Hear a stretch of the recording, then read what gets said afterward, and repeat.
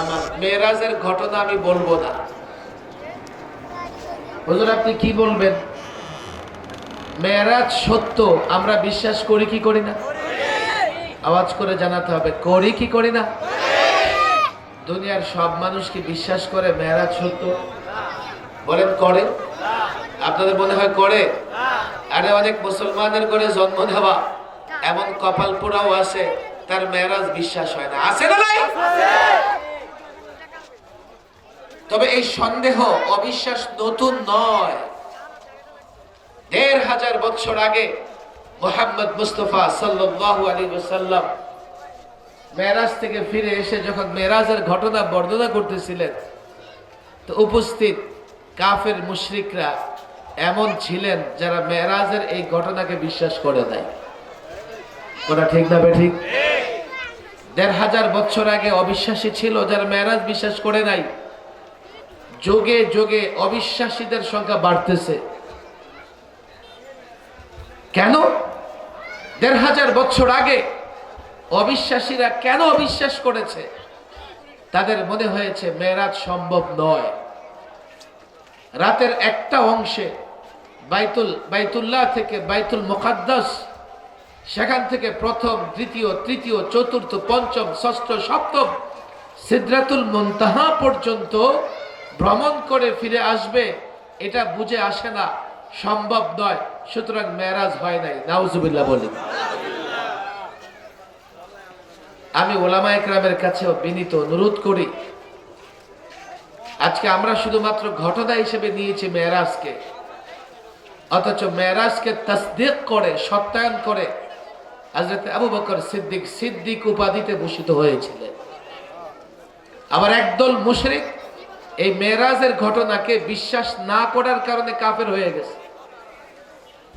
তাদের কাছে সম্ভব মনে হয় নাই। এক একটা মুজিজা শুধুমাত্র ঘটনা হিসেবে নয়, এক একটা মুজিজা ঘটনা শোনানোর জন্য নয়, এগুলোর উপরে বিশ্বাস হচ্ছে ১ নাম্বার বিষয়। এক একটা মুজিজাকে আগে বিশ্বাস করতে হবে। কেন? এই মুজিজা এই জন্য আল্লাহ তাবারক ওয়া তাআলা পয়গম্বরদের মাধ্যমে দেখিয়েছেন। মুজিজা দেখে লোকেরা মনে করবে উনি আল্লাহর পয়গম্বর, না হলে আমরা যা পারি না উনি কি করে সেটা পারলেন, উনি কি করে সেটা দেখালেন। যখন আল্লাহর নবী, আল্লাহর পয়গম্বরকে আমরা আল্লাহর পয়গম্বর নবী হিসেবে স্বীকৃতি দেব, তখন আমাদের উপরে অপরিহার্য হয়ে যায় পয়গম্বর যা বলবে তার উপর ঈমান আনা।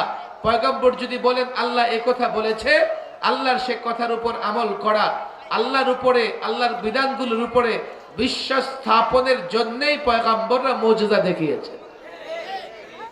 আজকাল মুজিজাকে যদি শুধু ঘটনা হিসেবে উল্লেখ করি, তাহলে মুজিজাকে বিশ্বাস করে পয়গম্বরকে বিশ্বাস করা, পয়গম্বরকে বিশ্বাস করার পরে তিনি আল্লাহ কর্তৃক প্রেরিত হয়েছেন, তার কথাগুলো যিনি তা বলেন আল্লাহর রেফারেন্স দিয়ে, সেগুলো আল্লাহর কথা হিসেবে মানতে হবে।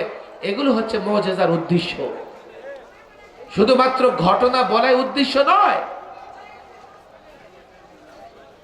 ১৫০০ বছর আগে মক্কার মুশরিকদের বিশ্বাস হয় নাই যে রাতের একটা অংশে কিভাবে সম্ভব। এখন তো বিজ্ঞানের নানা রকমের আবিষ্কার, উৎকর্ষ সাধন হচ্ছে, নানা প্রশ্ন তৈরি হচ্ছে, আরো বেশি সন্দেহ হয়ে যাচ্ছে ইসলামের নানা বিষয়ের উপরে। আবার বিজ্ঞানের আবিষ্কারের কারণে কিছু বিষয়ে বোঝা বা বোঝানোও সহজ হয়ে যাচ্ছে আমাদের জন্য। একদল বিজ্ঞানী বলে আসমান নাই, আসমান যেহেতু নাই সুতরাং মেরাজ কিভাবে হবে? নাউজুবিল্লাহ বলেন। একদল বিজ্ঞানী বলে আমরা আসমান তালাশ করে পাই নাই, আসমানই নাই, আবার ৭ আসমান, আবার ভ্রমণ। যাদের অসম্ভব মনে হতো আগে, তাদের কাছে আরো বেশি অসম্ভব মনে হচ্ছে, আসমানই নাই, মেরাজ কেমনে হবে? আবার বিজ্ঞান আবিষ্কার করেছে যে এই বায়ুমণ্ডলের উপরে হিমমণ্ডল, অগ্নিমণ্ডল, আরো কিছু স্তর আছে আসমানে। এই হিমমণ্ডল প্রচন্ড ঠান্ডা, অগ্নিমণ্ডল প্রচন্ড উত্তাপ। একজন মানুষের জন্য এই হিমমণ্ডল আর অগ্নিমণ্ডল পার হওয়া সম্ভব নয়, সুতরাং মেরাজ সম্ভব নয়। নাউজুবিল্লাহ বলেন। বিজ্ঞানের এই আবিষ্কারের গবেষণার কারণে অবিশ্বাসীদের সংখ্যা আরো বৃদ্ধি পেয়ে যাচ্ছে। বলবো হুজুর আমরা মুসলমানরা তো অবিশ্বাস করি না।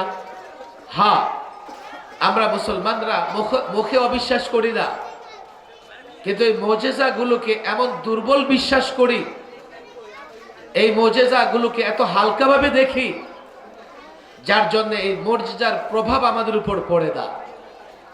যদি প্রভাব পড়তো তাহলে বিশ্বাস আরো দৃঢ় হইতো, আল্লাহর গোলামিতে আমরা আরো বেশি নিমগ্ন থাকতাম। কথা ঠিক না বেঠিক?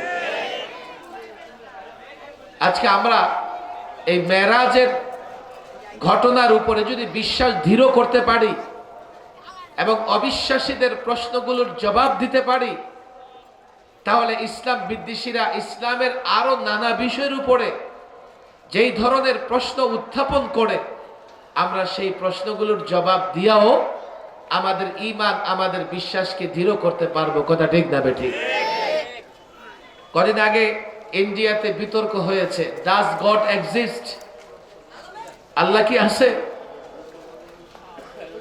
এক জাবেদ আক্তার নামক স্বঘোষিত নাস্তিক, সে বলে আল্লাহ নাই। নাউজুবিল্লাহ বলবেন না? আর মুফতি সাহেব শামাইল নদভী, উনি চ্যালেঞ্জ নিয়েছেন, উনি প্রমাণ করবেন আল্লাহ আছে। লোকদের তো আল্লাহর উপরই সন্দেহ হয়, আল্লাহ আছে না নাই। তাহলে ইসলামের নানা বিষয়ের উপরে লোকদের সন্দেহ আছে না নাই? আমি আলেম ওলামাদের বলবো, আমাদের আকায়েদ এবং আফকার, আমাদের বিশ্বাস এবং চিন্তা বিশুদ্ধ করতে হলে যেই বিষয়ের উপরে মুসলমানদের সন্দেহ হতে পারে, কেন সন্দেহ হয়, সে উত্তর দিয়া মুসলমানদের আকীদা এবং চিন্তাকে বিশুদ্ধ করতে হবে। না হলে ইসলামের আরো নানা বিষয়ে যে সন্দেহ তৈরি হচ্ছে আজকাল, প্ল্যান করে পরিকল্পনা করে আমাদের মুসলমান যুবকদের ভেতরে, বিশেষ করে জাদিদ তালিম ইয়াফতা আধুনিক শিক্ষায় শিক্ষিত যুবকদের ভেতরে ইসলামের নানা বিষয়ে সন্দেহ তৈরি করা হচ্ছে পরিকল্পিতভাবে। ফলে তারা নিজেকে তো মুসলমান দাবি করছে, কিন্তু ইসলামের এক একটা বিষয় আমল করার জন্য প্রস্তুতি নিচ্ছে না। আমি যদি বলি এই মাঠে সাপ সাপ সাপ, আপনারা দুই ভাগে ভাগ হয়ে যাবেন। যারা বিশ্বাস করবেন উঠে দিবেন দৌড়, আর যাদের বিশ্বাস হবে না, সাপ কোথেকে আসবে। ইসলামের নানা বিষয়ের উপরে বিশ্বাস স্থাপিত হলে আপনার অ্যাক্টিভিটি পরিবর্তন হয়ে যাবে। আপনি